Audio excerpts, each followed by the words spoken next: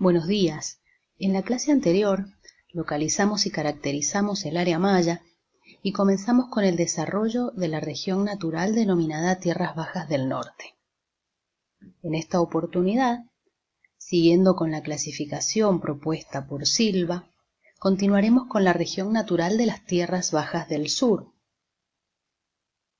o región selvática, también denominada, como mencionamos anteriormente, Tierras Bajas Centrales por su posición en el área maya. Como podemos apreciar en el mapa, esta área selvática ocupa la mitad sur de Campeche, el extremo sur de Quintana Roo, casi la totalidad del estado de Tabasco, esos estados mexicanos, el Petén guatemalteco, la totalidad prácticamente de Belice y el norte de Chiapas y noroeste de Honduras.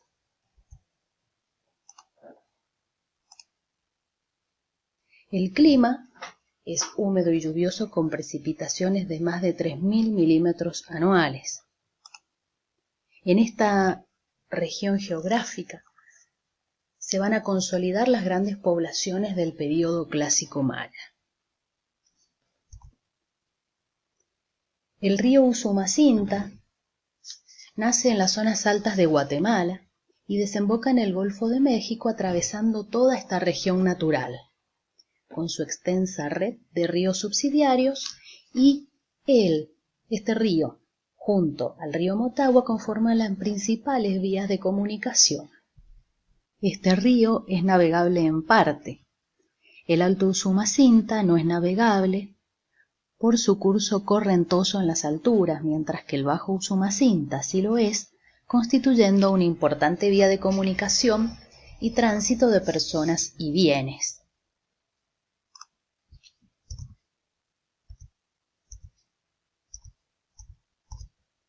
Como región selvática, los suelos son fértiles y surcados por pantanos y ciénagas. Estas selvas siempre verdes son bosques perennifolios, es decir, que no pierden nunca el follaje los árboles, teniendo una densidad de 150 especies arbóreas por hectárea.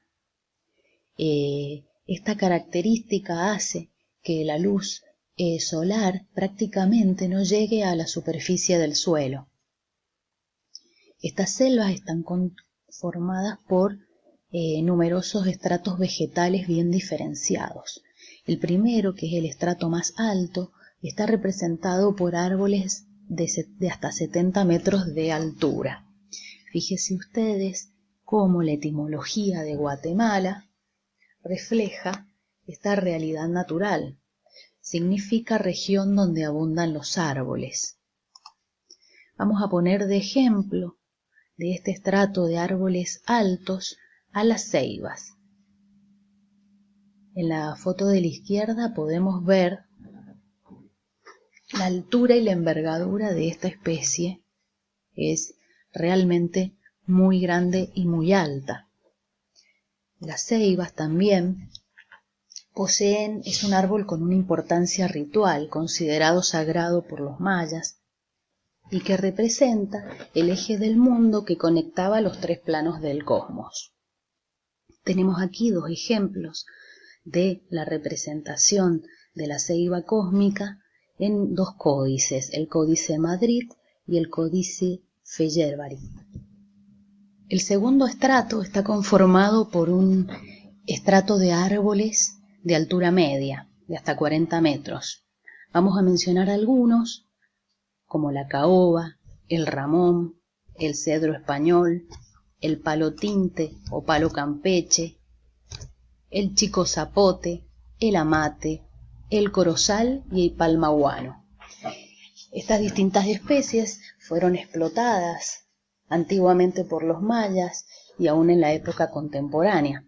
Del palo campeche obtenían colorante. Esta especie quedó casi al borde de la extinción ya a partir de la época colonial y en la época contemporánea. El chico zapote se utilizaba para la arquitectura y para obtener el látex. La corteza de amate se utilizaba para fabricar el papel. El corozal, la palma del corozal, se utilizaba para obtener un aceite comestible y además palmas utilizadas en la construcción, lo mismo que la palma guano, que es otro tipo de palmera utilizada para techar las viviendas. Aquí tenemos dos imágenes del Códice de París y el Códice Madrid, en donde se puede ver cómo este papel de amate era utilizado para confeccionar los códices.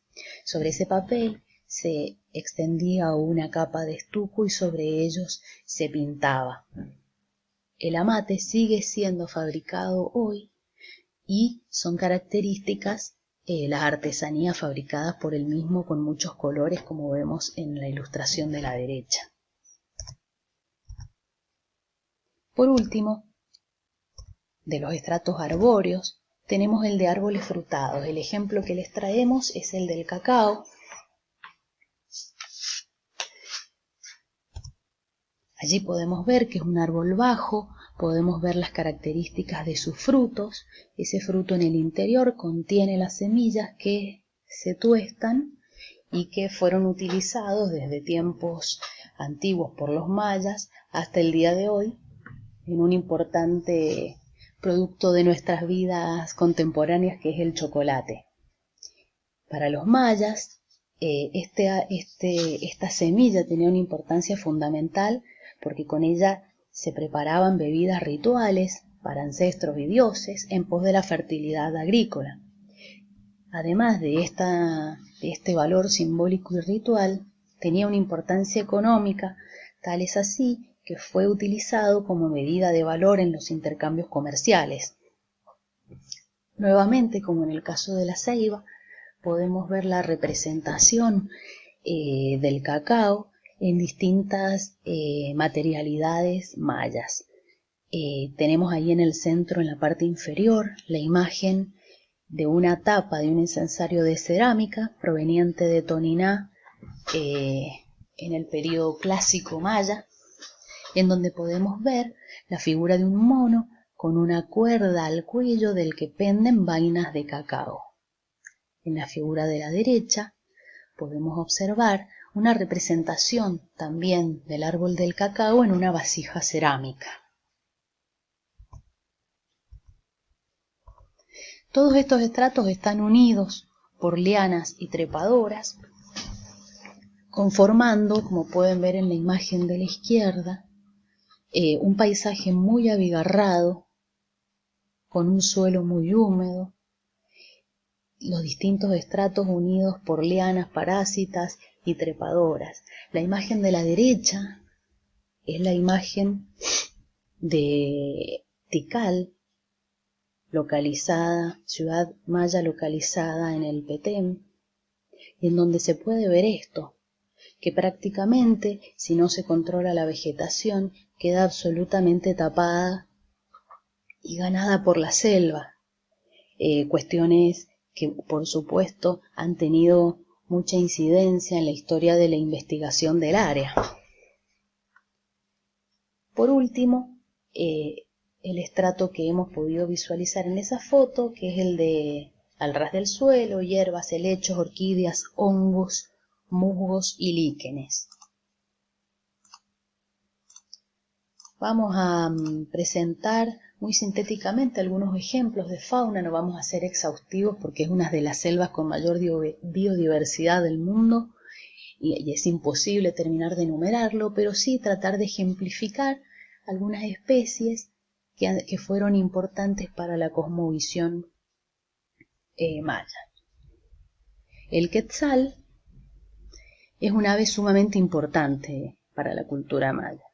Su plumaje revestía gran valor como un artículo de lujo en el comercio a larga distancia, más valioso que cualquier piedra preciosa.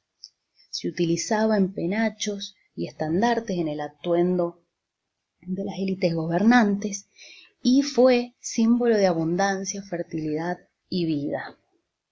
Al ser considerado un ave sagrada, no podían matarse, sino que eran capturados con mucho cuidado, se le extraían cuidadosamente las plumas de la cola, que son las plumas largas que podemos ver representadas en las figuras que observamos a la derecha. La del centro es la figura de un gobernante esculpida en la ciudad de Bonampak en el período clásico, en donde puede verse el tocado con los penachos largos de estas plumas. Y en la foto, en la imagen de la derecha, vemos una pintura también en Bonampak en el período clásico, en donde se ve un líder con el tocado de plumas de quetzal. Como les decía, estos animales eran protegidos, se les extraían cuidadosamente las plumas de la cola y luego eran dejados en libertad porque esas plumas volvían a crecer. Por debajo de la figura del quetzal pueden acceder a un link para poder ver un pequeño video de menos de 3 minutos en donde pueden informarse acerca del hábitat de esta ave, sus características y cómo ha debido protegerse porque quedó en peligro de extinción.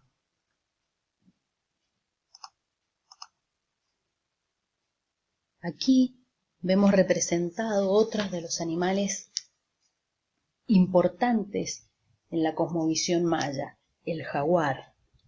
Como el más poderoso de los mamíferos, se lo asoció siempre al gobierno, al poder político, a la fuerza. En calidad de felino también se lo asoció al espacio nocturno, al mundo infraterrestre, con la agricultura y la fertilidad, también a la destrucción y muerte. Este animal está omnipresente en la cosmovisión no solo maya, sino mesoamericana en general. Podemos ver en las ilustraciones algunos ejemplos de la representación de este felino en la cultura maya, en la cerámica, utilitaria como ese vaso zoomorfo, como la figurilla que tenemos abajo en la que se representa un jaguar completo, que puede ser una ocarina, y por último una representación del jaguar en el códice de Dresde.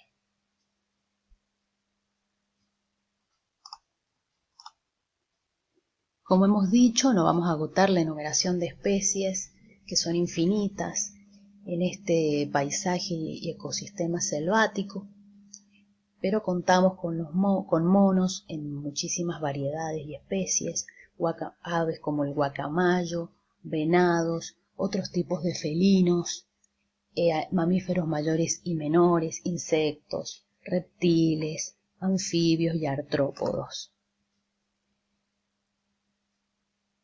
Aquí les menciono algunos ejemplos de sitios o zonas arqueológicas con la misma intencionalidad que lo venimos haciendo, que es empezar a familiarizarnos con los nombres y las locaciones, ¿sí? Tanto en las tierras bajas centrales como al sur de las tierras bajas.